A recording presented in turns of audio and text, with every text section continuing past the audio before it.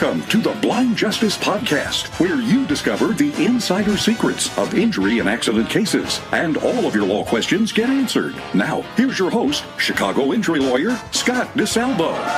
Hey, guys, it's Scott DeSalvo again with my amazing co-host, Amelia Finefrock. Hello. And here we are. We decided to do a podcast. Imagine that. What? So this podcast, I've been sort of on a tear here, like when we're deciding what podcast to do. I've been doing like whatever's going on in the office and stuff like that. But this podcast topic is actually based on an email I got from a guy because he was involved in a car crash and the other guy didn't have insurance, and he thought that meant he was just out of luck. So today's topic is generally about car crash cases, but we're answering the question, what happens if somebody crashes into you and they don't have car insurance? Are you out of luck? I feel like my first reaction is that's a strong case. Yeah, it's complicated. It's actually not that. It's really not that complicated. So right. Should we just jump right into it, Absolutely. or you got some stats for me, sister? I have some stats. So motorcycle crashes. So in Illinois, there have been 281,914 crashes. Of that, 60,000 injury crashes. And 800 or odd total fatalities of those crashes. That's crazy. Yeah, and so I see that this fact sheet you got from Illinois Department of Transportation, it's like it's a report on motorcycles. Right. And that's interesting. We'll do a podcast on motorcycle crashes. This is all motor vehicles. One of these days. But right, these stats are for all crashes. So in Illinois, there are like 280-some thousand car crashes, and 60,000 of them involve injury. So let's do the math. 6, 12, 18, 24. So kind of like between 1 in 4 and 1 in 5 car crashes involve an injury. I am so impressed you did that off the top of your head. Yeah, but I had to count it out. That's math there. Yeah, and what you can't see is I was like, folks. I was counting on my fingers. Literally, I was counting on my fingers. And then you've got like 800 people who are dying in motor vehicle crashes. So, oh my God. I mean, the cases are like really important, and a lot of people get hurt doing them. And because the range of injury that you can have in a car crash or a motor vehicle crash is anything from a bumper bruise that you don't see a doctor for, all the way through, death, paralysis, brain injury, broken bones, right? Right. But because they're so common, I mean, car crashes. It's weird. I know Illinois is like a pretty decent-sized state, but 280,000 car crashes is crazy. Yeah, I'm just looking at all these stats, and it's really scary. Yeah, so just don't leave your homes. Yeah, so like one of the reasons why I give people information, like I do the podcast, I release YouTube videos, I've written a book and a CD and a DVD that I give away to people for free, even if they don't have a case. Like literally anybody who calls my office gets a free copy of my book and DVD because I want to spread the news. So this one guy who called me and only called me on a lark. Like he called me sort of defeated. He's like, I know there's nothing that can be done at this point, but I just wanted to call you and see what's what. And I'm so glad that he called me, because here's the deal. In a car crash case or a car, motor vehicle injury case, if you have somebody who runs into you with no insurance, there's a couple of things that you can do, right? So when somebody calls me and says they got hurt by somebody who doesn't have insurance, the first thing I do is I subscribe to this database that only lawyers and other professionals can subscribe to, right? Okay. And so I'm able to do an asset search. So let's say somebody runs into you and they don't have a car or they don't have auto insurance. Amazing. That would be pretty. Then you just say, watch where you're going while you're jogging. Jog with your eyes open, bro. So if they don't have insurance, you can do an asset search on them. Like, it's a quick and dirty one. It's not like going out and spending $300 for a private detective. But I can search for things like, do they hold a professional license? Are they a doctor, a nurse, a lawyer, a hairdresser? Anything that profession, like quick and dirty facts. Yeah, anything that the state of Illinois requires a license to do they have that license? Do they own real estate? Do they pay taxes on real estate? Are they a member or owner of a corporation? I think I see where this is going. Like, in other words, they don't have insurance, but do they have assets? They have assets. Right? So when you sue somebody in an injury case in the state of Illinois, even if they have insurance, you sue the individual who hurt you. And then their insurance comes in and defends the case and pays the judgment. But if they don't have insurance, you would still sue that person. And if they have assets, go after that. Right. You can get a judgment against them and then collect against their assets, right? Now, here's the funny thing, though. If somebody's driving a car and they don't pay for auto insurance, what do you think the odds are that they have assets? 0. Yeah, about 0, right? Yeah. Because if you're driving a car and you don't have assets, you probably don't have the money to afford. Exactly. Right? So what really happens, so I can tell you I've been doing this for almost 20 years, and I've never had a case. Well, wait a minute. I think I had one case where somebody didn't have auto insurance, but they did have assets, and we were able to settle the case directly with the guy. Bizarre, right? It's rare. Yeah, it's crazy. Like, why would you do that? But it does happen. But in the vast majority of cases, what happens is you get hurt by somebody who doesn't have insurance. My next question is, what is your auto insurance? Okay. Do you have auto insurance? Or if you're borrowing your friend's car, do they have auto insurance? Right. And the reason why is there's something called Uninsured Motorist Insurance Coverage. Uninsured Motorist Coverage, right? coverage, which is, lawyers call it coverage.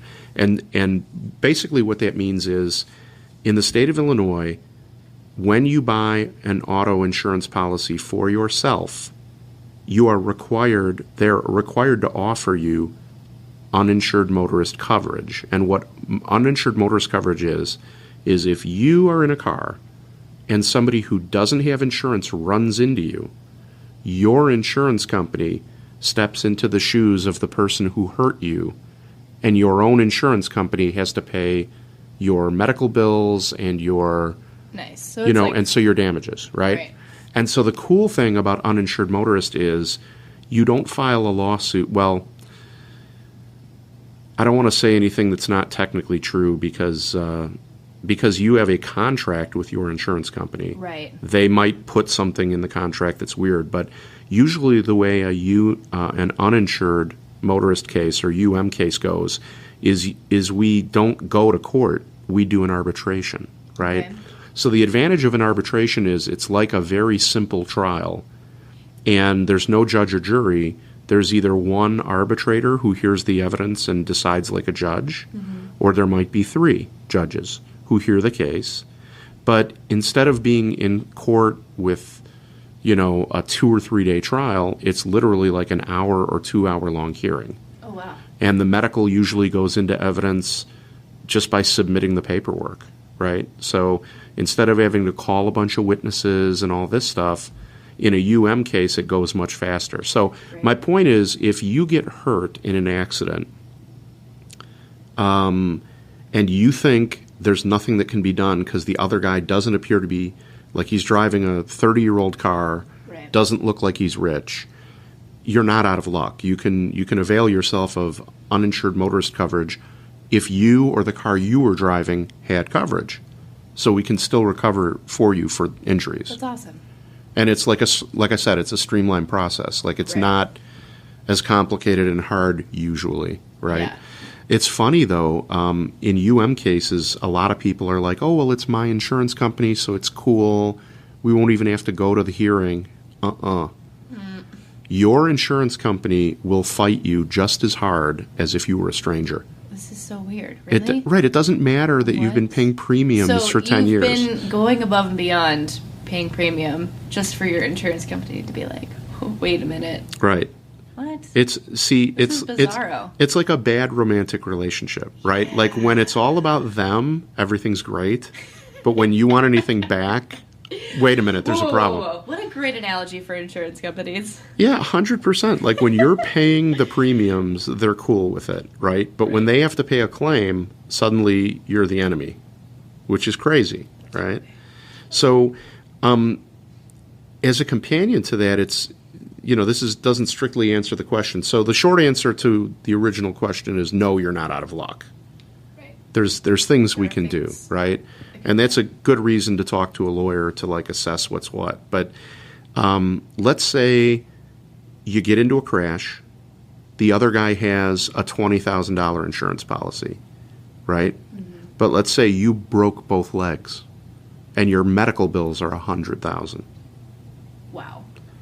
Well, you can collect the 20, but you've got $100,000 in medical bills. Right. It's a problem, Doesn't right? help me, bro. Right. So there's another kind of coverage in the state of Illinois and in other states as well called underinsured motorist coverage, right? So let's say you have... Sounds expensive. Yeah. Well, no, it's actually included in virtually every policy that people buy. I didn't know that. Yeah. So even if you don't think you have UM or UIM coverage, uninsured motorist, underinsured motorist, okay, they're required to offer it to you. So you probably have it and you don't even know, right? So that's why it's important, right? So underinsured, UIM, underinsured motorist coverage is, in our fact scenario, let's say you have a $100,000 policy. Sure. The guy who hits you has 20, and you have really high medical bills. Right. Well, then what we would do is we would be able to collect the 20 from the guy who hit you, and then make a claim against your insurance for the balance of your policy limits, right? So even like the analysis doesn't end just because one guy has a low policy, right? Right. There's like other things to look at. Sure. And lawyers... So that guy doesn't get punished. Yeah, right. Like, so you got some guy... So he doesn't have to, like, pay... It's not... For the rest of his life, right. Which I guess is nice if you're that guy, in that guy's shoes, but... Well, I mean, look, if he intentionally ran you down with his car, he should be in jail, right? It's a different case. Yeah, but if he was like tuning the radio station or eating a sandwich or something, and he smashes into your car, it's not cool. Not at all. We don't want like a society where people don't pay attention when they're driving because you're driving a 2,000-pound piece of metal, you could kill somebody. Yes. Yeah. But on the flip side, if the dude's making like $8 an hour at McDonald's or whatever it is, it's not a right? fair fight. Well, it's just not cool to saddle him with that for the rest of his life, right? And it also, how does the idea that you're going to garnish his wages for $1 an hour for the rest of his life, That sucks. how does it help you and how does it help him, right? Right. So UIM kind of levels the playing field. The other thing is, as long as he wasn't intoxicated, drunk, when he ran into you, he can't file bankruptcy, right? So the concern about chasing down somebody whose finances are not great, and not being satisfied with just the 20 policy and then doing a UM or a UIM, is he could file bankruptcy. So let's say somebody runs into you. He's got a $20,000 policy. Okay. You have $50,000 in medical bills, right? And you say to your lawyer, hell no, I'm not taking 20. Right. I don't care. I want to go get a court judgment, right? Yeah. So we go to court and get a court judgment, and let's say we get $100,000, right? His insurance company pays the 20, but he still owes you $80,000. Yeah. The dude makes like $14,000 a year, or $16,000 a year. It's gonna be a while till I see all that then. And you're never going to get it, right? And then every time he changes, like you could go garnish his wages, but then he's going to change jobs. And then when he changes jobs, guess what? You got to go back to court and change the garnishment order. That's ridiculous. And then if he goes and gets a job that's a cash business and he's not showing an income, you can't garnish his wages, right? That sounds like a headache. Right. It's a huge headache. And then the worst part of it is if the guy files for bankruptcy, your judgment goes away. So you see my point. Like, it doesn't make sense. To do that. It's in my opinion, it's punitive, punishing, to try and get blood from a stone, right? If the guy doesn't have the money, leave him alone. Right. And then even if you decide not to leave him alone, he gets out of it very easily by filing for bankruptcy. Right. So, I guess that's really all I have to say about it. Wow. That, I did not know any of that. I'm really glad I do know. Yeah, I mean, different states sort of have different rules and laws for uninsured and underinsured, and they do work differently in different states. Right. But the basic concepts are sort of the same. And it's it's a quick little topic, and then I don't have much more to say about it other than just to say when we go to arbitration, we put together a submission that's very similar to what we do at trial. Right. So we still have a burden of proof. We still must prove our case. It's just it takes place in a conference room rather than in the courthouse, and it's less elaborate, and it's easier to get it scheduled. We get to hearing faster versus a jury trial. So This is somewhat on topic. Now, what if a like a Lyft or Uber driver, what if they were uninsured? Does that mean that Lyft or Uber pays the price for it? Like if they're not insured, yeah, they so work and they're on the job, on the clock. yeah, so my understanding of that is that Lyft and Uber require insurance, Okay. and they further have their own insurance. Okay. So That wouldn't happen then. yeah, I don't think it can happen. Yeah. Even if the driver's not insured, Lyft and Uber have some policy. I think it's like a $300,000 policy, Okay. if memory serves. But yeah, I mean, if you get hit by a Lyft or Uber driver, they may get out of the car and say, no, I don't have insurance. I don't, doesn't matter. If they're driving for Lyft or Uber at that time, and they can't, I mean, they could deny it, but at the end of the day, there's like electronic evidence whether they're Right. like on the clock and driving for Uber and Lyft, right? Well, I had a Lyft driver who he told me as I got in the car, like, just to let you know, I film everything in my car because I've gotten into accidents, not by my own fault. This was like 6 in the morning. I'm like, whoa, slow down. Like, I don't care. I'm waking up. No, but it was interesting. We had a conversation about it. He said, I just believe that I need to have this in my car because and people in Chicago, they can be crazy drivers, and I want to make sure that my butt's covered, and yeah, you are too. Yeah, it's very smart. Well, there've been situations where people have gotten into fights with Uber and Lyft drivers. I talk to some guys whenever I take an Uber or a Lyft, and they'll say like, yeah, I got into a fight, like a guy attacked me, and well, especially if you work overnight in downtown Chicago, where a lot of young people live and there's a lot of drinking going on. Mm-hmm. I kind of don't blame them. Last night, actually, I was in a Lyft. I went to go see 50 Shades Darker, mm-hmm. which is it's a great sequel to the first. I watched it to make fun of it, by the way. I didn't watch it for what you guys think I went to go watch it for.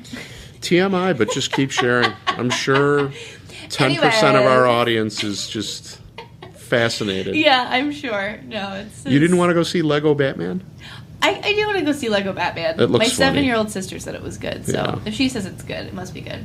But anyway, so I got into a Lyft line, so I shared my ride home, and the person I was sharing my ride with was sitting up in front, and I got in the back, and he was laughing, and I didn't realize he was really, really drunk, and he heard we had snuck in wine bottles to the movie theater because we're cool like that. Because why not? Because we're cheap.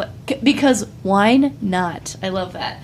And I had some left over, so he heard. This guy must have been an alcoholic because he heard I bought the bottles clicking around. He turned around and goes, "Are you gonna give me one of those?" And I didn't realize he was drunk, and I was super sassy and was like, "No, buddy, turn around." So then I realized he's like 6'2", 205 pounds. He starts swinging his arm back at me, like trying to grab the bottles. And so I start handing him stuff from my purse to see if he'll because then I was like, oh, this guy's, he's gone. He's not going to know what I hand him. So I started handing him like a Kleenex and like like a Purell bottle, and then he throws it back at me, and I'm like, okay, dude, like, this is not cool. And the Lyft driver, I felt so bad for him. He's like, hey, dude, can you not? But he didn't speak English very well, so he was having trouble. So it was.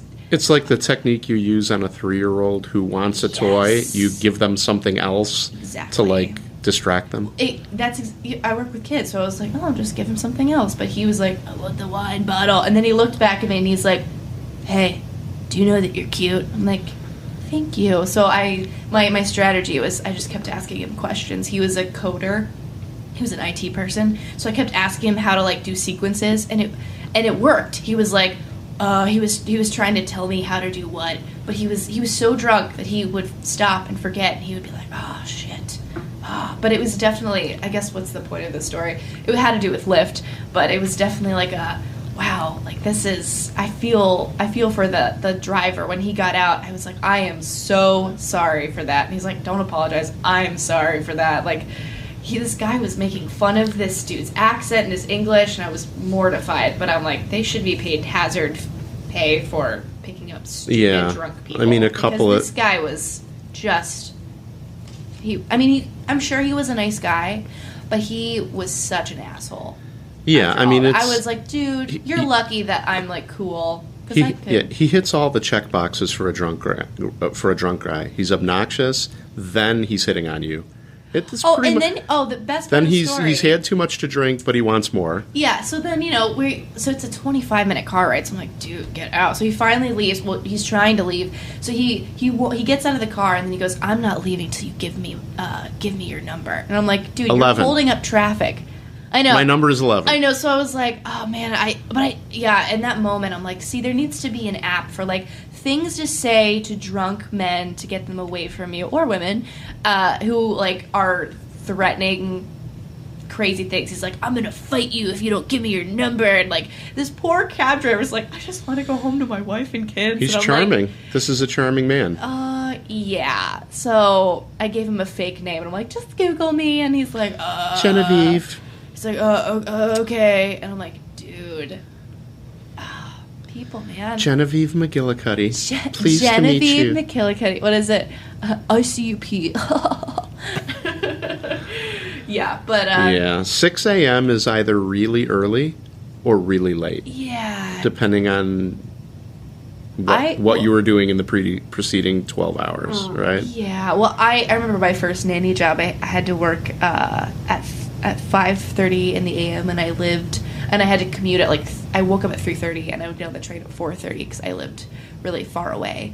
And it was so funny. I'd get to the Belmont Red Line stop, and I'm starting my day, and all the drunks would come up and talk to me. I must have a face that says, please unleash all of your thoughts. Are you drunk? Tell me more. Yeah, they're like, so I had such a great night. Did you have fun last night? I'm like, I'm going to work, okay? Yeah, I know you want to keep the party train rolling, but I'm half asleep and you're not charming. They're like, do you want to go to Clark's and get a burger? I'm like, I just had my Kind bar. No. Yes. I'm going to watch some children. I try not to eat a hamburger within an hour or so of waking up. I know.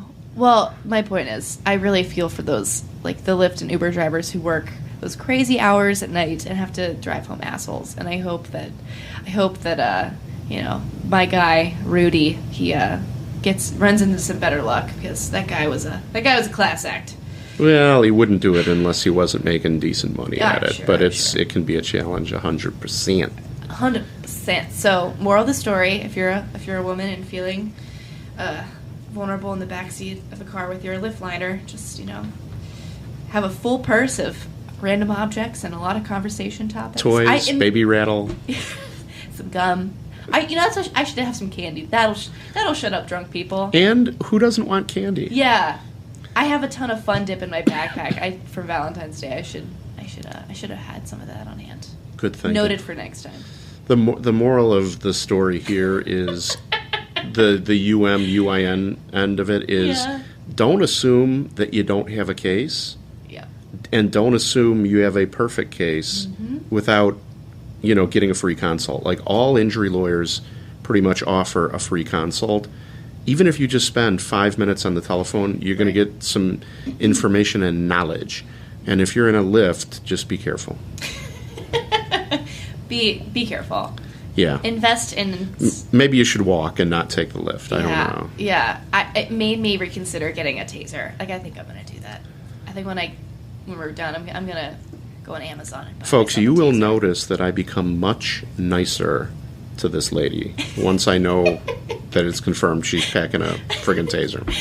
Anyway, that's all I got, the taser folks. Gets its own intro. Yeah. It's got it. The taser. Right. We'll get like a lightning sound effect. Yeah. There'll be no Anyway. making fun of Amelia in this podcast from now on. Yes. No. I shall be setting the topics from now on, Yeah, mister. exactly. Let me tell you about my shoes. Yeah. Totally. Awesome. Well, thanks for listening, folks. Amelia, thanks for joining us again. And I hope Scott. you have a great week. And folks, have a great week or a month or whatever. Yeah. And we'll catch you next time. Take care. Yep. Bye. Thanks for listening. I truly hope that the information in the podcast helps you no matter the situation you find yourself in. But you might need more answers or some more direct help. So there are 3 ways for you easily to find out more and to get help.